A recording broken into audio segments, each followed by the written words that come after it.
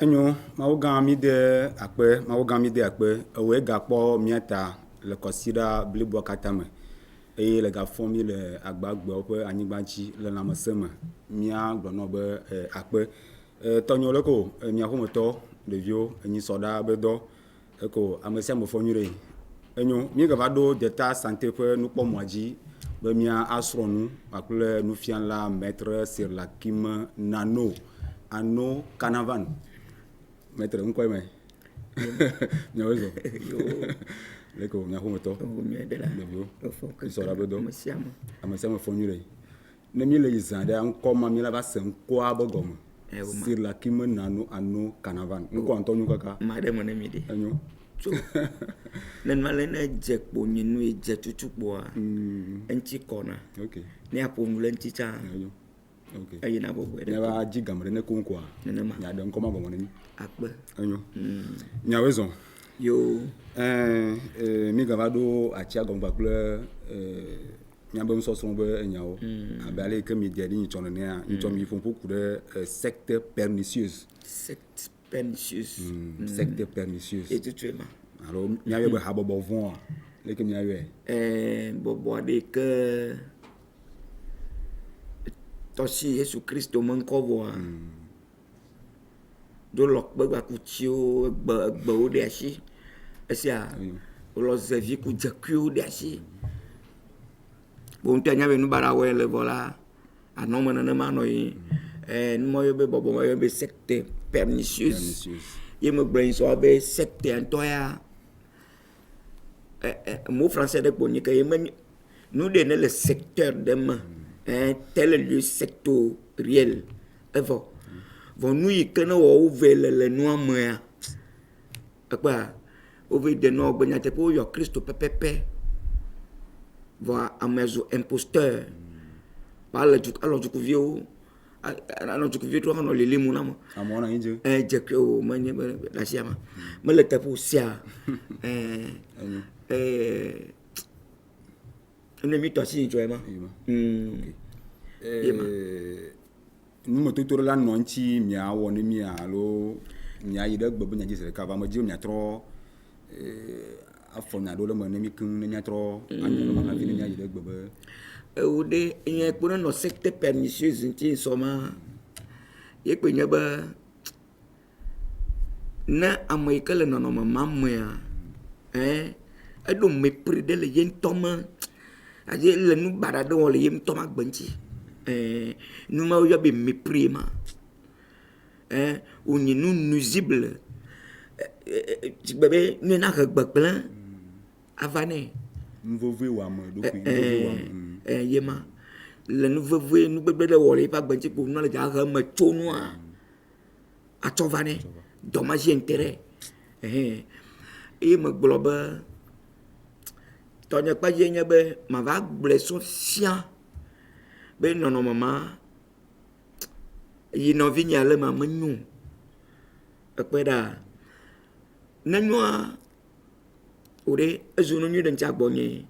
vɔ ne menyo kpo ma gblɔe nɔ be nu ya leke ema na me explication déterminée nua leke nu yi ke wònye ma fonu le ŋuti nɔ nu ma ezu gbɔgbɔ vovovo ye lɔ ɖe asi ke nyinu rien azɔ be abonnégantisme la va wɔ dɔ lo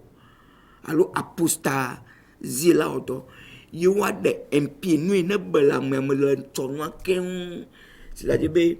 gbɔgbɔ yi ne be le amea me le ƒonu nɛ le nyɔnuwo kpata nɛa woaɖe nu ma sɔ fia le eme apostasie me game zɔ ema game tutu ɖo mi le ya apostasie va yi kpo ŋgba yɔ be abnégation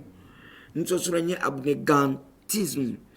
ne woɖe nu ma ke ne nu ye ŋuti na be nɔvia lɔ gbɔgbɔ ɖe asi gbãgbãgbãgbãgbã ke menye gbɔgbɔ kɔkɔe ɖeka o menye Yesu ɖeka me gbɔgbɔ mi yɔ be gbɔgbɔ kɔkɔe ne wogbe be mawu gbagbe menutrenu aucun ni bon là si on est bang ba des esprits nous et bible vraiment donc ne le nanama elle a bien nyama choson ken le nous ne le fonu nya cha abe Christo paji ne nyama va de gbogbo lulu yo lodi asi anu lulu yo lodi asi a des sofien zezio gozizio madran c'est le que pour dans le votu point ejekuya madran c'est le que pour dans le votu point atogba elamantinu enu ka nukluklu ami kuto awo nlenti le xɔme keŋ ava yɔ mo aklo afɔ no elesenda enu mo keke lo gbogbo wliwliwo ɖe asibe ɖe klo afɔ no nu mo keke la wo ɖo ŋkeke ɖe dze ɖe temps d'apostasie gamewo le ɖoɖo me ya ye apocalypse gblɔ be ye le dza ɖe nu ma me gɔme asɔ fia vɔ ne ya ɖe fiɔa ya ɖe fiɔ to vision ma adre me na ame ɖe li ne me vɔ nɔ yi kpe agbanɔ nu ma me esia ne me buna ma wo nya vi dzagla yi kpe agbanɔ nu ma wo me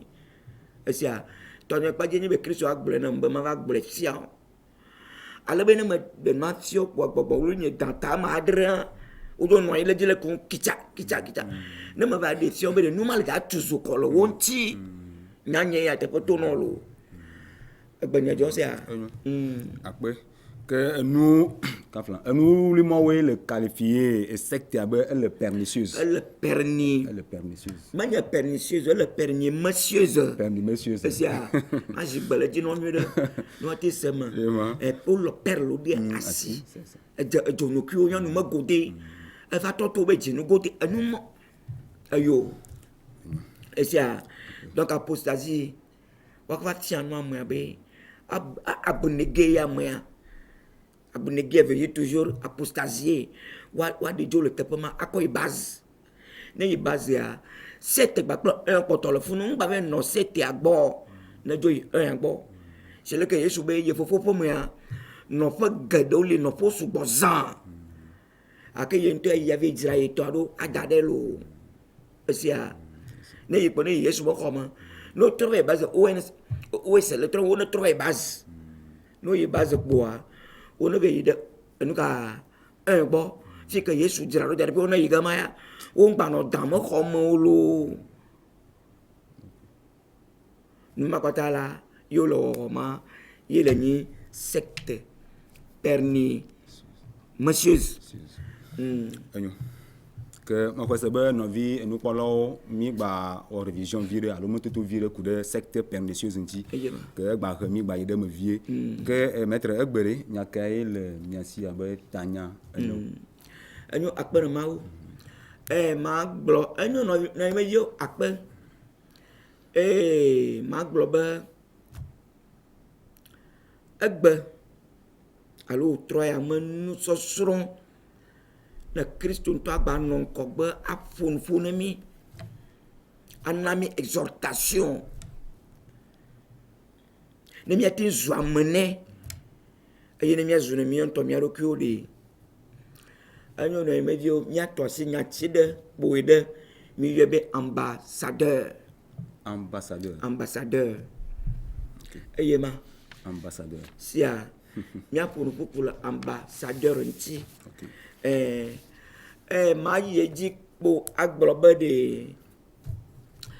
nyati alo nko ambassadeur yema gomede tutu ba ma aglobe nyati alo nko ambassadeur ya ala bible ma esia na imadio mi akpo ngongole o yobe ambassadeur mi akpo le bible ma de ko nyoma le yo verset mi placer ka ne mi ozan de ya ma wie ne mi no nti mo wele ne ma le nyebe mi adu ve cho bible do no mo pon mi ma va seyan ne mi seyan vo mi do fi le ma de verset action maison nyati ambassadeur a yema français gbe dolo ma nyati yema gomede le ko de gomedo ma globe encore ambassadeur madame voix mado bledo encore be mia pour nous lentil non non moi vraiment ambassadeur ambassadeur ma jamais de me mia me OK comme de am veut gomme de te peu me veut esia ne mi do gomme de ban to me ko made made gomme no ma globe gomme de veut comme mia welea ban to ma yobe ambassadeur national national et vegoin maye ambassadeur théocratique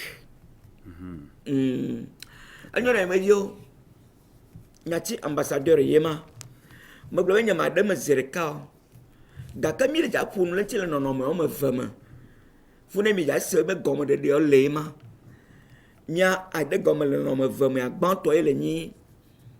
ambassadeur national vegoin yenya ambassadeur théocratique que nya tue gbanto azirika lo ne de monoma nya chi an tobo gomo gbangbo mi ade gomo kengbo ne we go de monom OK que mi yo anyo akpe ene medio mi chota nya kenenya ambassadeur ta me globe madame le nono me o me feme mia chogban toi ay kenenya ambassadeur national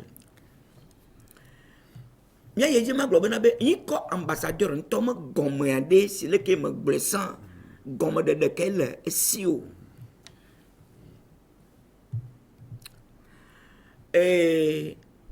nyati ambassadeur de Togo mo duya oui duya fifi diale ja o dogba pele duyo ni pays côtier abe Benin Abidjan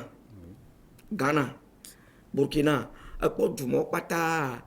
Mali Gabon et puis toy buba toy kaka Europe Amérique ni a beaucoup de 5 continents de duya kaka ni Togo mo duya mi mo duya elle obligé bo to ba pele duma godo esia elle a saimanu na duma duma ta la saimanu na duya ça dit be Togo la saimanu na duma il s'ala pas pele duma do manu ekwera tia e menyi no pele de dalu sa sa de po duma la to mo so jabe ne va po Togo alors ne garder Togo tala tu mo so jabe ne garder duma e po me ko nyeda garder de doit non o nyi no vi o la no du mo no vi o esia Amerika Togo la to fia zon anyin tulo amoya de ka Togo mo duya ma mile ya Amerika wa to fia zon anyin tulo alo yonu aso dale dumo mo ekwera amama o yobe Togo mo ambassadeur ayine le Ghana maduma Togo mo ambassadeur ayine le Benin maduma Togo mo ambassadeur ayine le Gabon ekwera Togo bo jute pe non la nana mala le jude mo alo le jude yema donc ya amama ko yobe ambassadeur ma menon na ye do kuisio ekwera donc ya due kana mo chua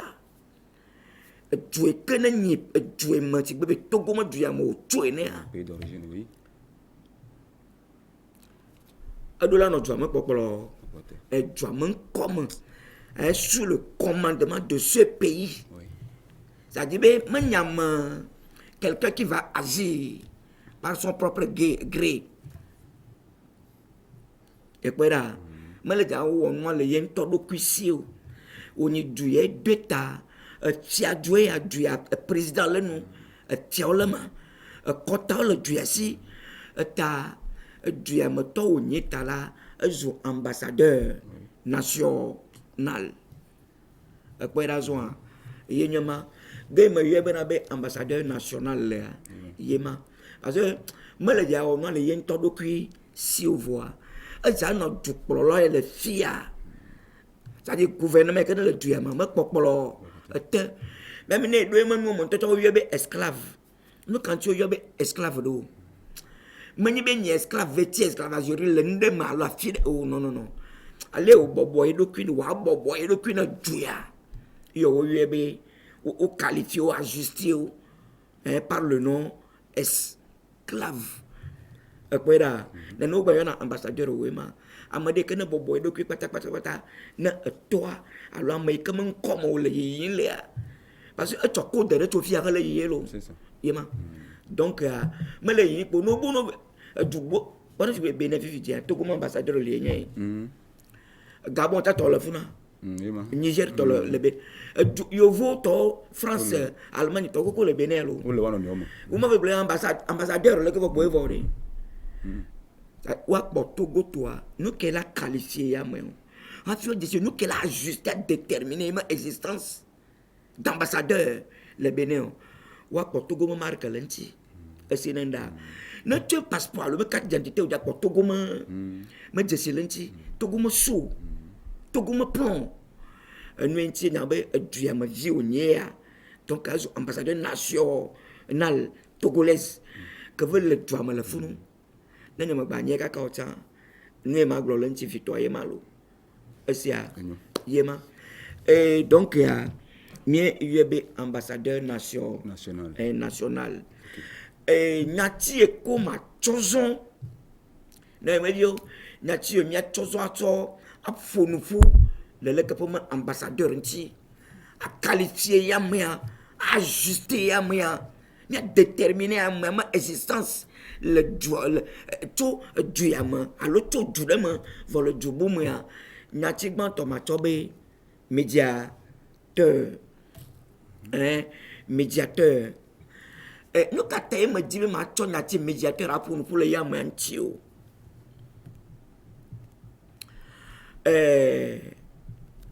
Togo to benyalo Togo to oui me du dama to wonya afia va ti du madame ya afi na Togo me du la ve wonde le du mamu ya ye le ni média il gagne médiateur le funu enya ele nye domo cholana un médiateur là ja so me médiation anya nu ka personnage médiatique awo dans le nou bol que a funu fu le du ya ba ko du madame me doma a funu fu le du madame bon be Togo pour le bénéfice ambassadeur que le funda on a le Togo ba pour le bénéfice me doma kweda na jira me ya na be ado doma kwa o yala no doma sirka o mi gba o aja papa bi ya funu fu kweda na Togo la sa bon je mi sana ndo lo mi amu duma le fi phosphate yo no ka le ke kweda zo donc wala duma to la plus mal mi agbo le fi ya kweda donc yema mi gba ko mi zana de frontière donc ambassadeur maye on dol du voyo bon un corps médiatique un médiateur nous que mi toyati médiateur a pour nous lentia yenyama ale bo ma voya du voyo do ma palablement non aniu pera zo wa do intimité état amoureux de la no wa do ma wa no dijon de la no ma voya doma donc nya yo ambassadeur abe nya ta yo le funu be médiateur ano ko ya le du vraiment doma enyo na medio mi agba yeji mi agba te cho ya ti bu mi ayo be arbitre leke ko na état médiatique linéa ye ke ko ma akweda anya ma de kana kuna kpale du vraiment me doma mani be da football kokoko mani be na Togo ku be na no football alo Togo ku Ghana football yenti wa yo wazanyati arbitre ambassadeur quoi c'est un arbitre ye jana ku kpale du vraiment me actionnement me du vraiment ku vraiment o me no no boa ye jani arbitre le wa me voya doma esia donc ala khoya to duyama ato ine jumada be nya de va do yo bo le ke wo le ya ne to ela de ma mo alo yin to la to pa ayi de du ma ɖe me mekplɔ le wo gbɔ aƒo nu gbaƒo be ye medu du metatɔa ye medua metatɔ wogblɔ leke wodzi leke ela nɔ wɔnya le wo dome ezu kpekuku funu woyɔe ɖe be are bitre ma míagbata yɔe le ŋkɔ tɔ gɔme be diplomate esia ne ye ŋutɔ gba be nyi diplomate o tsã ele dza ɖo diplomate ambassadeur la ɖo diplomate eya me gɔme ɖe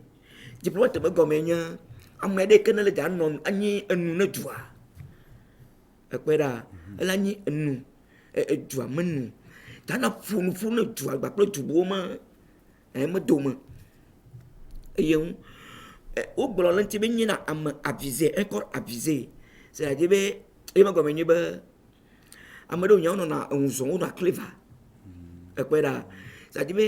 anɔ ŋu zɔ sugbɔ leke enya te va fifi dze ne ya ŋkpɔ va fi o tsã ele dza ko yame la ƒonuƒu de long à large yema ata sauver dua le du bubu me ekpe ɖa zɔa awɔ nya le du ve me dome de telle manière be enui ko ya la dzi ne dua kokoko ma dzi gblegble ne edua ekpe ɖa fifia ale be dua la tɔ échangement ɖe watɔ ne échanger nu le wo nɔnɔewo dome ke ye marché libre alo ke ye dzidzɔ la na anyi ame ma ye wɔna dɔ ma ekpe ɖe donc ambassadeur ma ela ɖo ye ma ame ɖeke na nyi diplomate atana ƒonuƒu vɔ koko nyi duyame mame duyame tɔwo duyame viwo eye ma wogblɔ be na be nyama avize ke nyi gbakpɔ be na ame ke ne le intelligent c'est-à-dire ma yi gbaku me yina gbakpɔ agu ne me susu ɖe o encore intelligent très intelligent et très habile ekpe ɖa yema ne wo ke sauver na edua wonyame ɖe ko ƒona ne diplomate ne game ɖo ŋutɔ na nu ɖe dzɔ le ekpɔ be le dza ƒo nuƒu tete vɔ avec prudence ke ma va agblɔ ya totro ɖe o ekpɔ nu ko atsɔ ebe dua de asi atsɔ dua de asi o esi ɖa eye wonɔna communication kpakple dua tellement be c'est-à-dire wonɔna liaison kpakple wo me du pays d'origine wo me natalité le susu bena be enugbegble ne ma to lo ma aƒo ɖi edua ekpe ɖa à peu près nu yi ke ma gbagblɔ le ŋuti ne ŋuti woyɔ be diplomate lea eye ma ye nye ambassadeur la ɖo gbeɖela ɖe amedzi gbeɖiɖi la tato nɛ woyɔ be diplomate eye wo katã tso du ya me leke memea tana ƒonuƒu fɔ esia evitɔ menya le ŋuti ata gblɔa ye ma lo ne anyoa míagblɔ ŋkɔ kpɔtɔe ne ke míayɔ be consul woyɔna ambassadeur be consul nu ka ŋuti wogba yɔ be consul ɖo ne emeviwo yi kɔ ambassadeur wogba yɔ be consul nu ka ŋuti woyɔe nenema le o le tame susu be du yi ke me wòle le teƒe ma ame ɖe kpekpe ke ne to le du ya me kpoa va yi ɖo du ma mea mele tɔ asi kpɔ ɖe ŋu exemple be Togo kpakple Benin ambassadeur ke le gama woayɔ ye ŋutɔ be consul nu ka ŋuti o ame ɖe kpekpe ke na to le du ya me kpoa nye Togovi na va yi ɖo du ma mea gbã ambassadeur enya be de ɖe li ele dzana na ŋusẽ de dzi tɔ be wone vérifier wone seŋu le vérification ne cartewo passeport lo alo carte d'identité ne yi ma ɖo problème le dua me le funu ɖa o eteli ya se ne ma nyadzɔ la eya va na be me ɖe kpekpe ke si be ne mi dzo le fia dzi abe Togovi ene ye mi ɖo Benin kpoa wo dza kpɔ cartewo le de dzi gbã enɔ anyame na ambassadeur consulaire esia nyɔna ne ɖe be wɔ le dua me le funua ne carte me le asi oa menya fi ketɔ ye nyi o ne gbe Togo le nyi tsã ne gba do gbea ka gbea ne gba to mi gba to du ɖeka me ye do gbea tsã mate a défendre parce que me le marqué o me le codé gba kple me kpe me ko de me ndek pele ntsi o me kpe marque me ndek pele ntsi o me kpɔ sigile ɖe kpele ntsi o ese ya me nenda donc akpɔ kpo be ame bubu aɖe ato be menye togotɔ enyo même ne le nuƒoƒo le míame gbea me tsã ne megbe ɖoe be dzesi ne mekpe be dzesi le ŋtsi o ne megbe ɖoe me dzesi o la ye kpe nye nu yɔ me le fifi dze me ne ye me ko de marque kpakple sigile ne me kpɔ nu mɔ kpɔa eyan me le teƒe o donc enana be ambassadeur ame ko gba yɔ be consul ya ne dzo le fie ne ɖo duma mea kasia ye le dzabi ta fi ke ne ye me nɔƒe le ekpe ne da ne ɖo funua wo ŋutɔ gba trɔ ɖo ye tsa le funu ambassadeur le funu togo ambassadeur la nɔ funu vɔa trɔ ɖo fia ko nye togotɔ gba le dua me wo ŋutɔ gba trɔ tsɔna ame le fi ye wo gba trɔ ɖo le funu edzo si be gouvernement à côté de l'autre gouvernement un gouvernement togolais à côté du gouvernement béninois donc si on a si le funu ni togolais olo le ya maison au problème ya y fi mo gbo o la carte non ye mi be carte consulaire apeda ale be du mo to machine ona si we ne jo fi vi pastor un me pastor nyɔnutɔ ŋutsutɔ ne dzo fi dze ne ɖo be ne bi aɖo tsɔtsi kpoa wole dza ɖo fie me récépissé gbãgbɔ egbewo elɔ wola bi togo me récépissé mais est-ce que wo xɔ wo ma le du mea na mama ɖɔ gbava dza gɔ le edu ya dzi o esia ne xɔ wo ma le fie o dza bi ne tsɔ wo ne o dza bi mo ne tsɔ wo ma ne tsɔ wo ma na wo ma dza tsɔ ambassade et va consul bo ambassadeur agbo yo a vérifier pas bébé be amaya be nyata bébé hello o to ta enquête de la fille eta yema sia na me di fi no to a desi le wo mai ko ja o no wa mo bo togo ba ko be ne ja zelo wo mama ji fi ta do to ti le funa alors fi ta o do le funa anu njo ba ambassadeur le be consul ya ye nyamalo il y a le côté carte consulaire. Donc, bref, en conclusion, n'est pas ambassadeur national, l'intérieur nous le crée. Après, me donne à voir. À ma blé bois, bois, donc, un gouvernement que baille, jolé. Ma on ne peut donc on a, ou me dit on ne peut donc on a. Me dit à faux, ma do quoi, des si pour y entrer, ton dos, tu le dis pour, là. Mais c'est très sale et honteux. Ça dit, c'est un homme qui me popolo. C'est ça. Ne y a pas que j'avais fait du plan là, il a signé au mandat. Avant tout, il s'est dit que le yagbo. Ne veut que le bois. Ainsi, beau. Agbado me le funu be o amour va trop il y a une confirmation. Ne me nous ma. Ta me veut fondre le peuple de la cibo. Kutu. Sia o na gamanha que le dia ku madame doma. Nous c'est nan ko be nous c'est nan ko to ko be ne wa wala ambassadeur a ye ko na nous ma quoi rectifier nous siano mettre nous siano au propre. Me yina ko hanya kunya lo. Ambassadeur nationalement national. Sia. OK. Ma globe gbãn tɔ ye nye ma nɔ ye me di o nyamewo ne nyame gbɔgbɔ lo le kpɔe ma egbe mi me yina tsɔtsi o eye nɔvi pasteur wɔ me ne tsɔtsi me tatɔ pastores pasteur me va ƒo nu le ambassadeur ŋuti va me kɔe ɖe premier parti ke parti national alo domaine national me ƒo nu le ŋuti vɔe ma aye nene o le tifi me ma le miame du ya me ambassadeur ke na no Benin Ghana kutowa do e ke no ona e ma ka ne jo fifi je ne du ma ya o la o carte no ke carte consulaire e ko nyebe na be o le ja cho mo so wa lo mo marque ka do nti o na Benin to de pon so da de pon lo na mo bu de kwa nya be ama ya togolais kwa bubu la no nti o wa de bubu le nti be ama ya o ve c'est très bon vous non be pon mal nti o yo be pon nous ka ndekpo le ne me la si o adi me la si o me la si o alo ŋutɔ wo ma ɖe kpo ŋutɔ ye tsɔ ɖe tu dzia wa lo tu le teƒe ma gbɔ ŋutɔ ta o eta me gblɔ be ambassadeur le fia ka obe susu me kɔ ɖe wo ma sia leke ŋɖe le ɖo kpoa gblɔ ya leke ŋɖe le ɖo kpoa etui lo esia enyo ne tsɔ de gba ŋɖe fifi dze kpo to de dzi kpo le la kɔdzi kpo nɔ me le teƒe ambassadeur ma ta si zi ɖeka nu le wa nu le wa evia ɖe fifi wo le ma tso eɖu ŋkpe ƒodzi me woe na ƒodzi esia donc mía yi dzi ne míatsɔ le gamea ta ne meviwo míatsɔ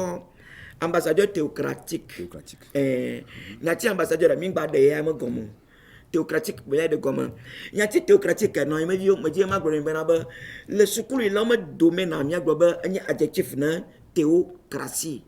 enye adjectif ne théocratie nu ke nyi théocratie o théocratie de enye enufiafia alo enumekuku aɖaŋu ɖeɖe nukpɔkpɔ ɖeke ne te ɖe ɖokui to le menye te ɖe ɖokui to le ŋɔŋlɔ me force littéraire je parle la littérature eye nu gɔmesese le me bɔ ye kpata kekea eƒo nu ƒo wɔ dɔ kpose ku le gouvernement yi ke na tso mawu me ekpe ɖa ale mawu la ɖoe me gouvernement le anyigba dzi ale ke yehowa mawu kpo ɖe kpo pastor ekpe ɖa fifia le nɔvi pastor gbɔ nɔvi pastor ŋutsu nɔvi pastor nyɔnu kpakple ma kame tso dɔ kpoa wozu mawu me gouvernement mi yɔnɛ be gouvernement théocratique me ɖe kukua ɖe ne mevi yoko ne nyanu ya kasa ye ma me yoko me si kpɔ wa ye ma wozu kpo ɖe kpo nɔvi pastor kple nuka nyɔnu tɔ ŋutsu tɔ mawu ma mo kpo wozu gouvernement théocratique wozu mawu be dziɖuɖu le anyigba dzi wozu gouvernement du ciel sur la terre ekpe ne ɖa eye wonye ame ɖewo yiwo ko ne sizi le ke kpo gblɔm le be code ke me gblɔ na ambassadeur ke ne le kpɔ ɖe ŋu exemple si be Togo gba kple Benin tɔ dzesi ke ne ɖe fia be ɖe Togo ma ambassadeur le Benin wo ma kpe be enu ka Brésil tɔ yo wo ma be kpe be Gabon tɔ yo wo ma be kpe Maroc tɔ yo vɔ anya be Togo tɔ marque ke ne le ye me kapte ŋutia Togo be tampon ke ne ye me nu ka ye ma armoirie ke ne le ye me nu ye le senda même chose ke kpo ye le senda zɔn ekpɔ ke me tɔ nu ya dzi tsɔ me gblɔ bena be nu tre nu ma adrea wo nye edatɔ data ma adrea nu tre ma adrea me ke na Apocalypse 5 verset 1 à 10 Apocalypse 5 verset 1 à 10 nu tre ma adrea ma ye me ko ngbalẽ de data ma adrea enu mɔ keke wo le esi na da nyabiola le susu be nu wate se gɔme nyui ɖe kpɔna kpɔ be data ma adrea ma ye me dzesi me ɖo la nɔ pastor ŋuti o enye le ya gblɔ no be data ma adrea de dama ekpe ble eva va yi data ma adrea de ye me kpɔli ko kɔ ne mi nye Marquis ye kpe mi gba ye be DS Floor ba mo s'investir na le gbɔ enuma me dzesi me gba ɖo la nɔ wo ŋuti o ye ko me gblɔna be ne ɔzã ɖe ama ge ɖe nɔvi mawu ma mo pastor dome esia vɔ me dzro be ne me yi ama za data ma adrea tɔ ya gbe ɖe o elabe wonye mawu be dziɖuɖu le anyigba dzi wonye mawu ma me dɔdɔ la yehowa mawu ma dziɖuɖu le anyigba dzi tɔ dome la mawu ɖo nenema ale be wowoe le dzava trɔ anyigba dzi tɔ zɔn ele se da ale be de anyigba ŋgbanɔ kanya ŋgbanɔ ʋeʋẽ kũu ŋgbanɔ piã o esi ne ma ta dzesi ke ne le wo ŋutia dzesi me kplɔ nɔ ƒonuƒonu ye instruire mo ye xɔ me instruction le esi ne da zɔn et donc fifia wonye mawu be ambassadeur eye be hiã be yes maman zu mawu gama ambassadeur o la ils sont des ambassadeurs de ciel sur la terre eye ne do 1 Corinthiens verset 15 chapitre 15 plutôt 1 Corinthiens chapitre 15 ne ve kpeto verset 40 41 45 mo mo 1 Corinthiens chapitre 15, verset 40, tout le monde connaît 40, 42, 40, 45. Il y a quoi au globe? Un diplôme aspect. Le diplôme, non, un diplôme tonti. Et un diplôme aspect. Non, un diplôme aspect, c'est toujours la marque, les codes. Nous sommes donc, ma regarde au gouvernement, il y a un gouvernement céleste. Il y a un pasteur. À un moment où on dit, je sais que quand on dit, c'est différent. Alors, différence, non. Il y a plein de gens qui ont je sais mais le check me code à commencer là, ça va trop. Il y a des gens nous avons dit ouais. Il y a des gens va trop dit ouais. Je sais mais la différence c'est mais. Elle c'est d'azon. Et je sais mais qu'on a un sang ou nous faut ou civilité comme bronzo. Nous a été pour nous faire de bédiato d'après leur dignité. Selon leur dignité. Et conformité à l'eau soixante que nous avons bédi pas là on m'a acté et les senda akbenono bele nous faut que les sia allez que nous faut la so pas là akbenono la so pas là on m'a nous faut foufoua codema nous peut le onti quoi malade le qui comme tombe kuma na bukono boa asinenda na dawa de civil nti kwa do ke wo mo we na foto eyan mo gomi ma c'est ça ye nu e ke pe wo ko ye we na wo ton dudu o atetu opo ya plo fu gangolojo asinenda fisia ba eyan ma wo ko do briwe ma wo ko do msia eyan be do agbalia msia agbali me mi na katolia eyan ma we do ya ye do ko do do e kwa o ma de do doctorat ye wa agbalia bere anya agbali me mi na ko nyan nya ma we do ya ma we do eye beleka ma we do le ka ma we la o kai do la wo america nu mo po ya ko ko ta pa ye ko ya we trosu ga ma ya da ma ya ko we nu mo ko nya nu da nu ma dre ma nya kplo do e mo de e fuji ni e me de o me fuji do ku to fuji vie ke ji anyi yon nu kplo ntu na de vie wale gbara gbara na ma gbanjo na e ko no kplo vie na be mi atolo nu gbegble ji ka ku chi ma wo che gba to ji a Alessandra anyo mi la théocratie be nyame ma o ye ko drama le bayimu anya de mi ko théocratie mi ko le 2 Corinthiens chapitre 5 verset 20 2 Corinthiens chapitre 5 verset 20 Asia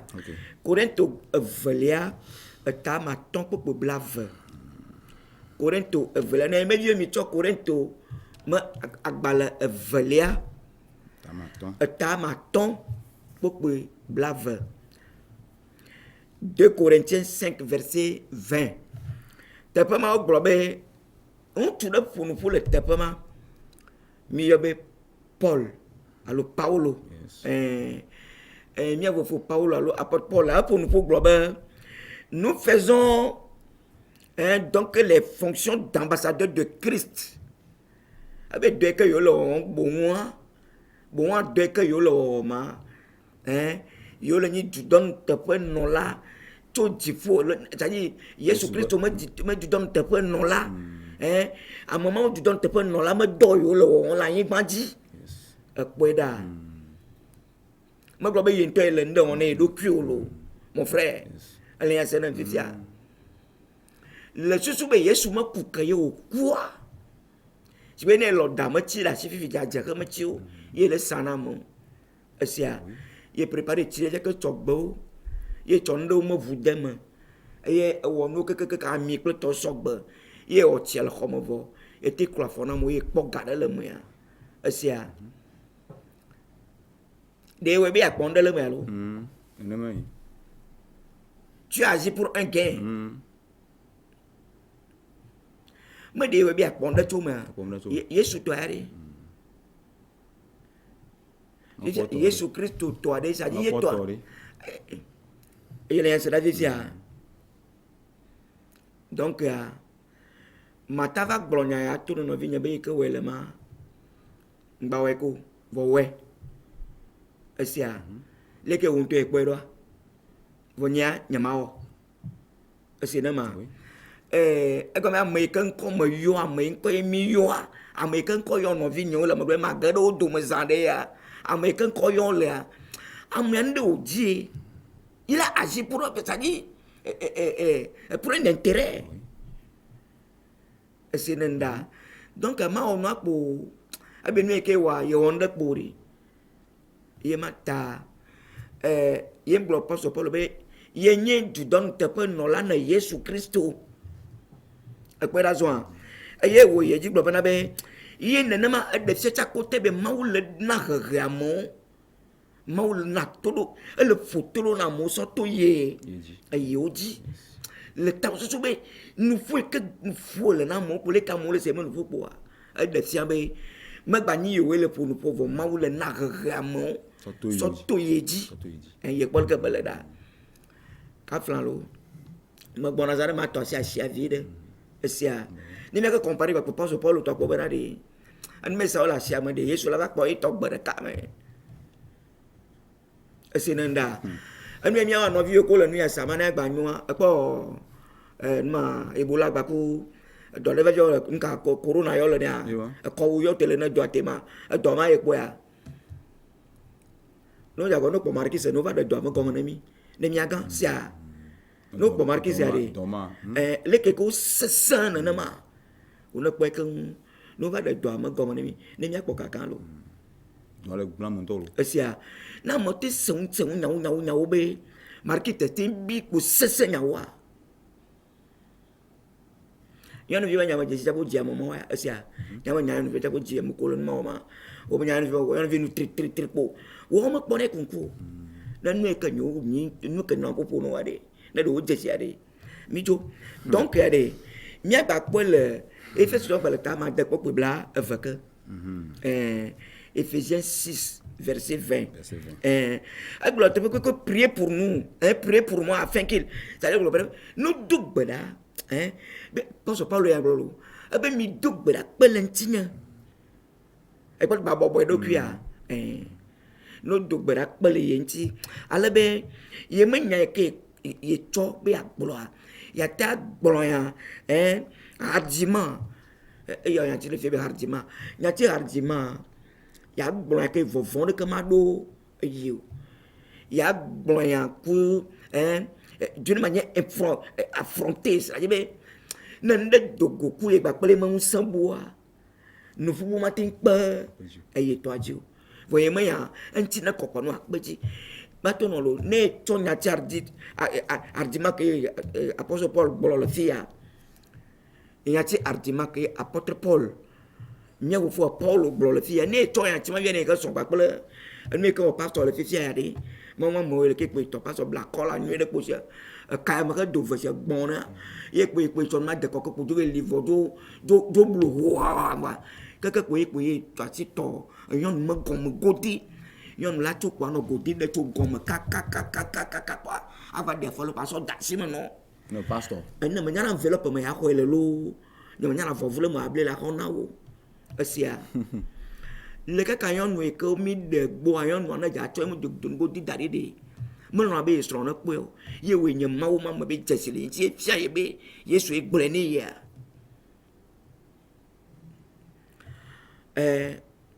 amoyo ko ya ta process so no ma ko ya poloro mo nyi to gbele ko alo vie ma jio asia donc ya ye ma gbolo be ya punu nu nya to adima ya punu d'une manière effrontée, ça dit même que matin pas et Dieu pas que tu vertu de et comme nyala pas où est Yesu man ma dit c'est que Yesu globe ye mo wona le do kusi vole que il faut blene ya ye wona anana be me ya anona ete pepepe ne ma tutu que pour so pour problème sinenda donc ya ono do bedale jale benabe ni yo na bele ma wo mu ya ne agba to ho ne adito sinema parce que Paul a yon den yon le me khle me kwe nyama jesio esia nyama jesio maglo ko be bere kada koye nyakimya dogo le ke aglo na be ye yo na na ma nya lo ma ka kanti okwa nyama po de gbele mo osia ye kpo gblɔa ɖo ne kaka va yi eye avɔ vɔa ma gblɔ kpo be egblẽ le fi ye ƒo yawɔ dɔ kple aɖaŋu yawɔ dɔ kple emɔxexe ke ŋɖeke ma kpe yi dzi tsɔ vertu ɖe ye se le wɔ dɔa trɔbia bo ne do gbe ɖa kpe le ye ŋuti ne nulɔlɔ yiwo ne le mawu mea ne mawu ne tsɔ nɔ na ye ne azɔ wɔ dɔ ne donc ne ate se wɔ ambassadeur me doa c'est-à-dire be ne ate xɔ nya le agbetɔ kpakple mawu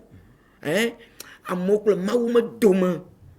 esi ne ɖa si leke yesu wɔe keŋ nyɔ ye me gbɔgbɔ ne ne ate xɔ nya zɔ le kristo me ŋkɔ me voa le mawu kpakple mi agbetɔ me dome ne me di esenya ne ɖa donc ma be nu ke ma gba gblɔ le ambassadeur théocratique tsãɖe egbenye tu le me be nɔviwo le nyɔnu yɔ ɖokuiwo be herboristewo esenya ne ma ene nyi charlatan un vieux charlatan caractérisé et sans précédent eme kɔ ne gblɔ ne ma be kpola ŋkumea c'est-à-dire ŋkume la kɔ no fi be numa me ye le tu te titres au nom d'un charlatan sans président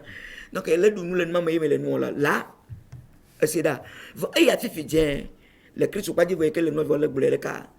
woyɔna ma be imposteur donc wole apostasie tsɔ yi de base c'est que os gblɔ le religiosité me ne etɔ yi de base ya yi kaka 1 gbɔ akpamadie ma lo nyabiola enyo maître nya ɖe le va susu me ne bon mi le kpe be ambassadeur wa alo ambassadeur ya edena dzesi eviwo ŋuti le du yi ke me wole ya eviwo ne va koa edena dzesi wa ŋuti adzesiwo etsɔna dzesi dena wo tse nye carte consulaire la ale bena ɖe ne ebu tia fi vɔ ne me nyɔ ne yi Benin alo Côte d'Ivoire fifi dze kpo ye sɔdzɔ be zame kpo be le gbevu ɖe zɔ yi kpo ye sɔdzɔ le wa alo ŋkeke ye sɔdzɔ le wa edumadu ɖe le kama lo o ya ŋkeke ne le me be ko no ate ŋua zi ɖeka lo o biona carte amedzroviwo kpata ne carte mla tso la dzi le ŋua ti sɔdzɔ gbɔ tɔ ŋua do le gbɔ ye lo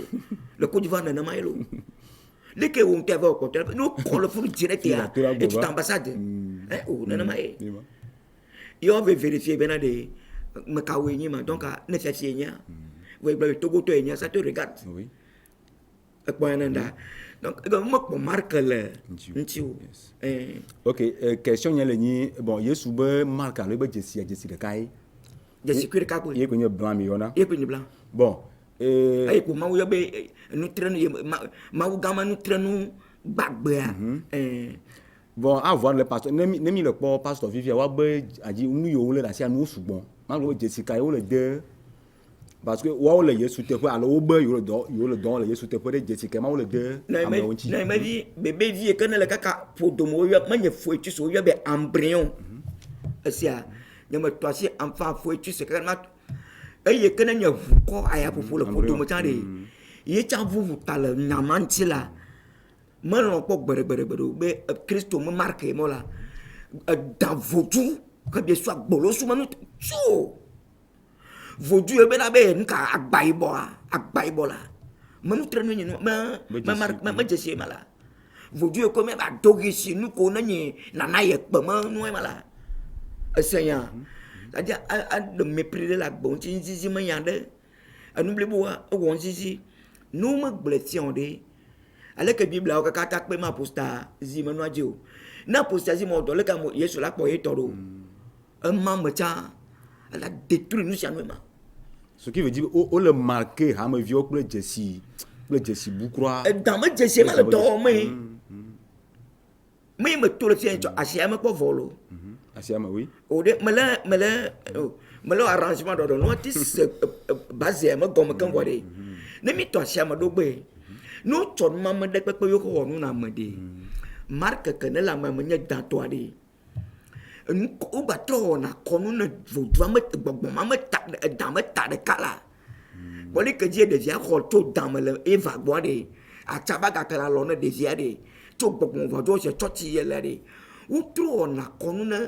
boli ma la me la o to fo na mami la me le susu be na de to na me pe na lo me ga mo nu ti o me nye Kristo me ne pe nye numo la au lieu que wa wa me agbe awa na agbe ame wo tro wa me asi vele do ma formation la trop wa me reji wo tro détruire ma magbe la ye me gbe ncho na me de ke ne ve do docteur ye me nya de ke e be ya gba le Yesu nti me nya de ke wo kpolo suru ha kpolo via me ve de asi be church e be church lesenda ai sukulu zava me nya de pe le no manti o pe be cho vodu ta madre ba ke do da gbe me na mo ya akwen me le tepo me ni be me le tepo so ça dit est crime oui c'est oui nous il y a des crimes ma c'est la criminalité là elle est trois mots il y a me tourne bede hein infection de pepea nous ta mandre ma be tourna le lo nyanye gbolo no be be formule de pepe qui entraîne donc toute infection nous ta mandre ma be tourna le lo yone dodo kita obo métabolisme ijapo et massive ba le cosité hein ou faut tourner le point métabolique alors il y a un adjectif fallait même le métabolisme que le point central centriste nous vraiment retourner le fond un dona poussette oh non nous on tape dans la formule dans la donner au dans l'eau avec de l'infection tout na tout non imagine non imagine nti ma yo be na imagine le enu mo fe do mo na mo ma biji cha do mi o mi sia bo mo le te poto no mi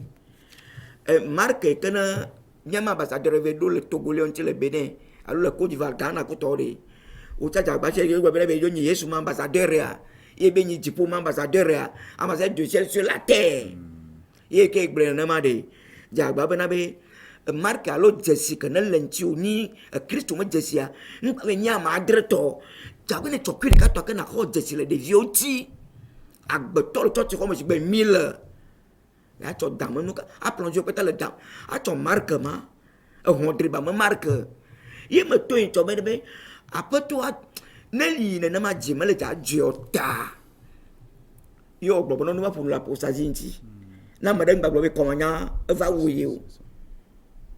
komanya va na be me di jara va o komanya va na be so ku o nu ma economic polo do nu ma wu na ma enu ma wu na am enu enyi ne sembesti le boa et ya tu fais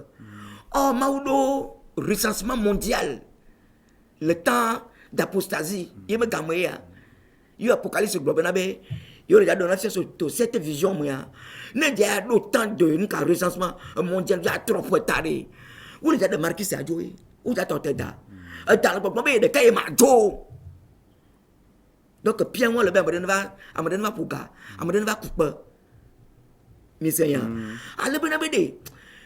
manyin dans le globe ya polo mais le vous menama donc on le changer marque es be de marque o ko jo to dia mi ko to dans to lo ma mi su ta ma envoyer oui ma c'est des envoyés du serpent ma ne no le ne mettre que si po be de kai ma le ja jo ke be ma ja jo wa anya be le janna empe oui et bien comment oh tu quoi et pas men pour nous wa à quoi donner pour tu vas le même coronavirus maintenant on belle quelques match 1 minute parce que 1 minute montre-moi seconde là trop 12 dit quelque part 12 dit 1 minute quelques secondes au moins 25 secondes à nyam do poto comme comme si à nouveau nyanya glo non nya ho do ba explique do ba tu nya ka gbe ma même il me remettre ma be me remettre ma ni do fofo de pena mo mais ordre no na ma gbo ordre no na ma gbo ordre no na ma gbo amo le ni ma wo le bla mo ma gbe et ya pasteur alo pro la do la intola ho tampon ça dit intola do le jesigban il y a un changement de camp que mais il y a pas de Jessie mais yo bebe na be va trop marqué amo oui yo bebe va trop mo non la don to Jessie le wonti la ya de dato ajo la ye ma jina ka be mawu gamo wona mo ya vonwe no na ja mawu sali dasi we jina ka mala bede mawu gamo wona ma vonwe de mawu gamo wa ma vonwe no ti davo dwe wona ma de avonwe no na ntila me po vodu mo yo le na ye pe agbayibo kutomawa jaglija vodumode le kaka antéchrist imposteur ntomo vuma c'est ça ou la dolinuma donc obligé ou de leneto apostasie par l'abnégation nous connait diront benade mais les gens l'ont fié alors bonne doliner non marque comme il m'a agissement avec délinquance kudo impolitesse de akpoma ou man komia vont ko do miabe ama gbogbo e ko ne le ma 5000 le torche ko de caméra ou l'ouvre que tu as plongé dans ma vie on a ma vie en conclusion allez do ma nya poto yesu mo do no o le do na da asia vodu da ko de nya ma wie no po ye ma ko de nya ma wie no po viwe le vie blanc po asia donc ya yesu bo mo tu na ona no po no awon de si le que yesu nto globe ni awonde fofo gbole ne ya fi wo ne a no jaba no jimoma vonya ma gbla ya de no be na be yin chobe ma wu gan le gbogbo be ya va 71 ya tozo aso dura 71 nu ke gblo ma la mani fofo de ke ma la manyolo ase ya na ma nyama to no ba apodo na va le me ma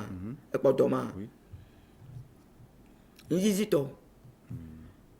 c'est le que koklo couteau dans le miam duma koklo couteau la kopo koklo couteau ya anu ma to gbe ma de ma bi apoto de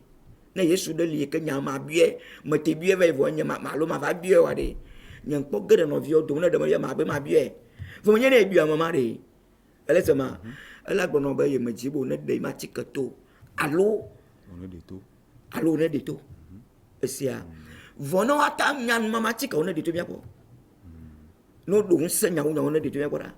asia no anya no mo joto pakata o tondo kata dasi na yesu inya kakla no de kala simone o ye be manyalo nouvelle ado moins plus ni connaissance dualiste allo no nya de kare pe le don le nu ya mede le nu blanta o na yon ngba gble no lo o tra o na yon no nya de kare le nu gble o na yon lo le que ha me violent ye me no we mereka ni lima nyada ke wa tu na be le nu ya o me amo ko to le fotu ko bi so apolo so ma ti o da si mo le nu ka fotu me yo me le ba gba ibo a enya fotu yo me le ba ibo ma fotu do nyi na ma nyu to apon no da si ne dollar wo ka ye le apon no 100 francs to de asipo le ke dollar wo te to apon 100 francs e to gba ibo mo nu ye click pe apon na geje kan gba tu lo no atu ya akabla ma na pona gasi ogbo vonya me nka ma ba to pon ma be di nu mo lo vonya voduma la gbe tonton mo vu mo le a mo tonton mo vu mo nu mo ko le ye tade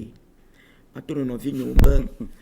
da ma je se ma le do me ma lo voa da ma lo be de ke ja va jo la apostasie ma yamo ni ajwa e pa ko mo ko no je ba ku la ayelo nka ka de ko mo po ra lo no mo nka ka de ko mo po da be un kakade ko yema le popora bede ele ta domia dia agbanya jonlo e choare ma trova te peya e chog zama da shi de ke kufan ve dona ga kufan e choma zama to ko shi le mo zama ka shi de ke kufan ve dona ga kufan ma trocho da ntomo ya gbo la ma fonu ma expliquer na mi ko ne mi akponu ke tutu gbolo me le asa gbeto no tso do ke no den mama asi me ple via ple so ple aduko blebo anu e ka gbegbe nu ma le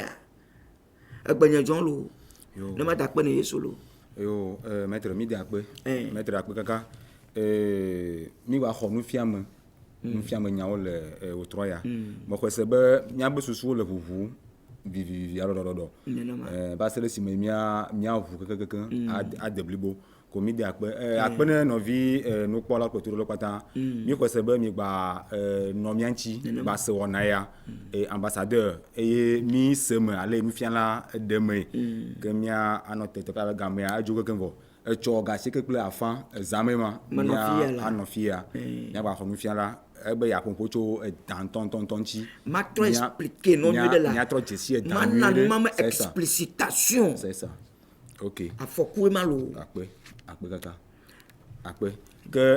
nɔviwo ke míagblɔ be eyi ezã ɖe wòtrɔ bɔkɔ ɖe mia dometɔ ɖe sia ɖe. Akpe.